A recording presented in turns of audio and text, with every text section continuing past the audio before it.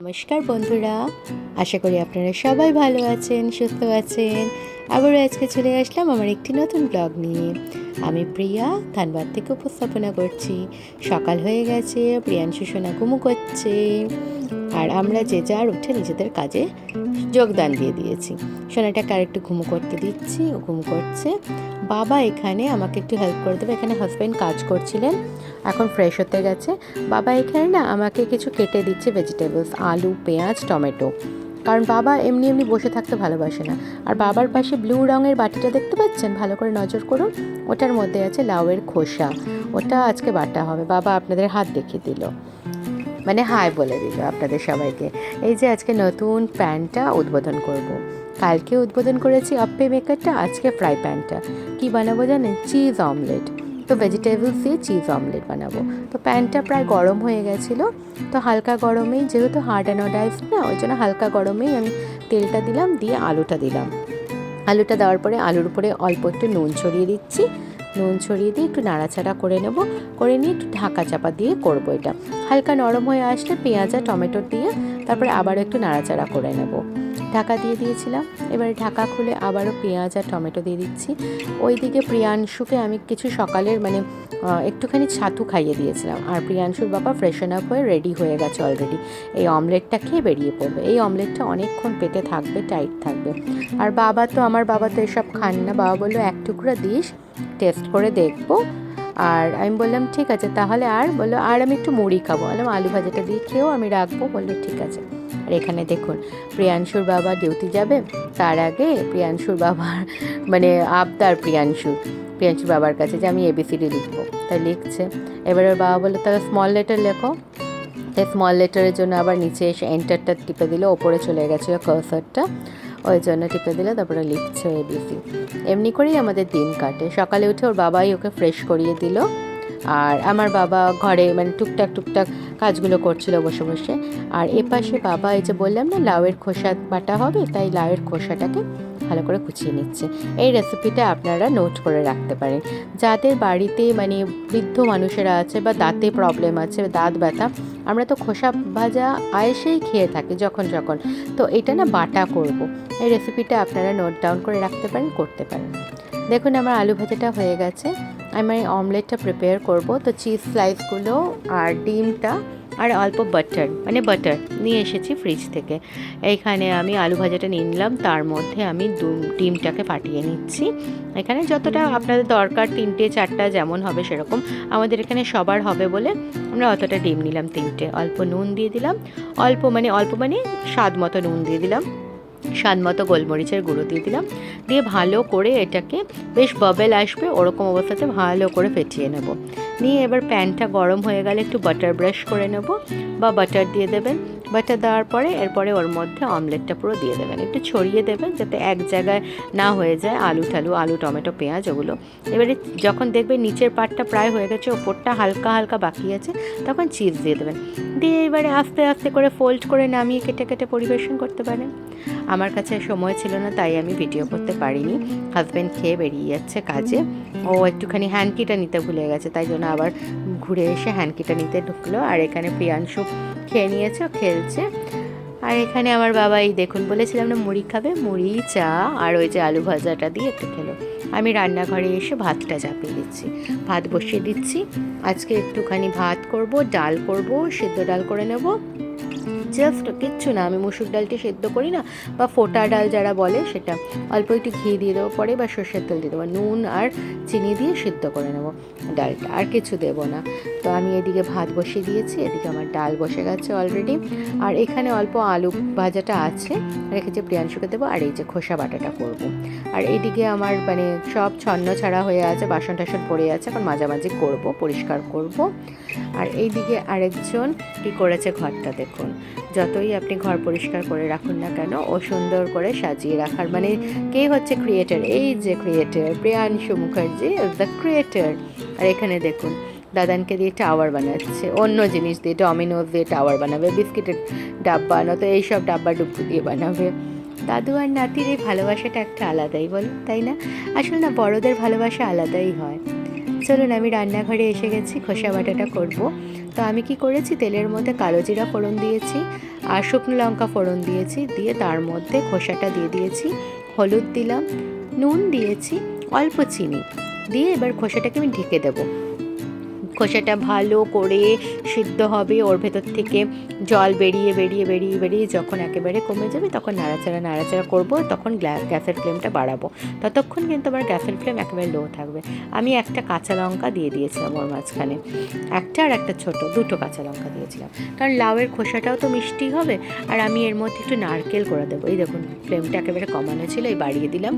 এবার একটু নাড়াচাড়া করব, নারকেল কোড়াটা দেবো, এই যে ডেসিকেটেড কোকোনাটটা দিয়ে দেবো পরিমাণ মতো। এই যে দিয়ে না, এই যে দেখুন ব্রাউনিশ ব্রাউনিশ দেখা যাচ্ছে, এটাকে এবারে নামিয়ে থালায় ঠান্ডা করে নেবো আমি। আর এইদিকে আমি এসে প্রিয়াংশুকে বললাম, বাবাই তোমার হয়ে গেছে, এবারে সব জিনিসপত্রগুলো গুছাও, স্নানে নিয়ে যাব। বললো ঠিক আছে। আর এদিকে এই দেখুন থালাটা বার করে রেখেছিলাম না, ঠান্ডা হয়ে গেছে। আমি এবারে এই খোসাটাকে নিয়ে, লাউয়ের খোসাটাকে নিয়ে মিক্সির জারে বেটে নেব, তাই জন্য রেডি করে নিচ্ছি। আপনারা চাইলে ওই শিলনোড়াতেও বাটতে পারেন একদম। মিক্সির জারটা আমি রেডি করে নিয়ে এবারে খোসাটা বেটে নেব, তারপরে আমি দেখাবো যে কীরকম লাগে। আর বিশ্বাস করুন, ভয়েস ওভার পরে দিচ্ছি তো, এটা দারুণ দারুণ, মানে মনে হলো না এক থালা ভাত শুধু এটা দিয়ে খাওয়া হয়ে যাবে। এই ভাজা মানে মানে দরকার লাগে না, এই বাটা বুটি ভর্তা এসব দিয়েই খাওয়া হয়ে যায়। তাই তো আমার শাশুড়ি মা বলে, এই জন্যই বলি গরু ছাগলগুলো কাঁদে কেন, সব কিছু খাওয়া হয়ে যায়, ঘাস টাস সব কিছু। খোসা বাটাটা দেখলেন কি সুন্দর হয়ে গেছে। আমি ফ্রেশন আপ হয়ে গেছি, প্রিয়াংশুও ফ্রেশন আপ হয়ে গেছে। আমি বললাম আমি সিঁদুরটা পরে নিই, বললো ঠিক আছে মাম্মা। ও ওখানে নিজেই নিজের হাত পা মুছছে। বললাম ঠিক আছে, একটু একটু শেখো, একটু শেখা তো ভালো। বলছে হ্যাঁ মাম্মার, আমাকে শুধু হাসি যাচ্ছে, বকর বকর করে যাচ্ছে, যেটা করে বাচ্চারা, বুঝতেই পারছেন। এখন মানে দুষ্টুমিটা একটু বেশি করে। যাই হোক, কিন্তু না খুব আছে। এসে গেলাম দুপুরের ভাত বাড়তে, প্রিয়াংশু আর আমি খেয়ে নেবো। আগে প্রিয়াংশুকে খাওয়াবো, তাই জন্য প্রিয়াংশুর জন্য ভাত বেড়ে নিচ্ছি। আর আজকে ওকে ফার্স্ট টাইম খাওয়াবো খোসা বাটা। এর আগে পাতা বাটা তো খেয়েছে, খোসা বাটা আর ডাল ভাত আলু ভাজা ও খাবে। ওর জন্য ভাত নিয়ে নিলাম। এরপরে দিয়ে দেবো হচ্ছে পাতা বাটা, সরি পাতা বাটা না, ক্ষমা করবেন, খোসা বাটা, লাউয়ের খোসা বাটা। দেখি খাইয়ে কেমন খায়, তারপরে ওকে ডাল ঠাল দিচ্ছি। আগে ওর এক্সপ্রেশনটা দেখা যাক, তাই না? অনেকেই ওয়েট করেন ওর এক্সপ্রেশন দেখার জন্য। প্রিয়াংশু হাতের ফোনটা রাখো সাইডে। আমি যখনই করবো তখনই ও নাকি ফোন মানে ভিডিও করবে, ওর দাদানের ফোন থেকে না তো নিজের ফোন থেকে। খাইয়ে দেখি কেমন লাগে, ও একটুখানি মাখি। প্রিয়াংশু রাখো সাইডে ফোনটা, নাও নাও, হা করো, নাও নাও।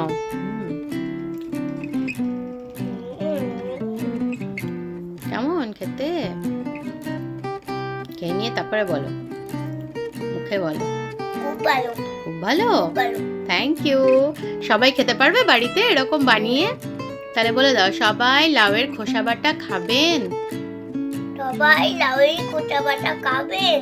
হ্যাঁ বলে, আবার আসবো বিকেল বেলায়, আবার আসবো বিকেল বেলায়। শুভ বিকেল, বৈকালিক শুভেচ্ছা নিয়ে এসে গেলাম। আজকাল প্রিয়াংশু খুব তাড়াতাড়ি উঠে যায় বিকেলবেলায়, 1 ঘন্টাও ঠিক মতন ঘুমায় না। আকাশটা লাল হয়ে আছে। প্রিয়াংশু আর ওর দাদান ওই ব্যালকানিতে বসে একটু খেলু করছে, ওই গাড়ি নিয়ে খেলছে, গল্প করছে। আর আমি এই সময় এডিটিংয়ের কাজ করছিলাম, আমার যেগুলো মানে ব্লগের যে কাজগুলো বা শর্টসের যেগুলো, সেগুলো এডিটিংয়ের কাজ করছিলাম আমি। তারপরে আমাকে রাতের রান্নাটা রেডি করতে হবে, ওর বাবার জন্য খাবার টাবার রেডি করব।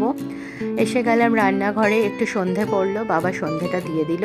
প্রিয়াংশু পড়তে বসেছে, একটু পড়াটা করে নিচ্ছে, আমি এখানে ভাতটা চাপে দিচ্ছি। ওর বাবা সারাদিন ভাত খায়নি, তাই ভাত খাবে। ভাতের মধ্যে আলু সেদ্ধ দেবো, আর অল্প ডাল আছে, খোসা বাটা আছে, ওর জন্য রেখেছি, আর আমার বাবাও খাবে। আর তার সাথে আমি বললাম যে একটু পটল ভেজে দেবো, কারণ পটল ভাজা ডাল ভাতের সাথে খেতে খুব ভালো লাগে, অমৃত লাগে। তো সেই আলুগুলো দিয়ে দিচ্ছি ভাতে। এই দেখুন কি কি এসেছে আমাদের বাড়িতে। ওর বাবা আজকে বাড়িতে আসার সময় মানে অফিস থেকে কি এনেছে, প্রিয়াংশুর জন্য ইংলিশ লার্নিং টাওয়ার এনেছে, এগুলো শিখবে। অত সুন্দর করে কি করে ওয়ার্ডস বানাতে হবে। এটা একটা বোলিং গেম। আর এই মানে ছোটো ছোটো এই মানে কি বলবো ট্রেগুলো আর ছোট ছোট বাটি এনেছে। আমার একটা হাতার প্রয়োজন ছিল, ও জানে। একটা চিজ গ্রেট করবো বলে ওইটা এনেছে। একটা চা ছাঁকনি দরকার ছিল। আর একটা ট্রলি এনেছে। আমার সিলিন্ডারের একটা ট্রলি ভেঙে গেছে, 2টো সিলিন্ডার তো, খুব খুশি। আজলা কলা বেলি আটা ছল থেকে চট্টা চাটা।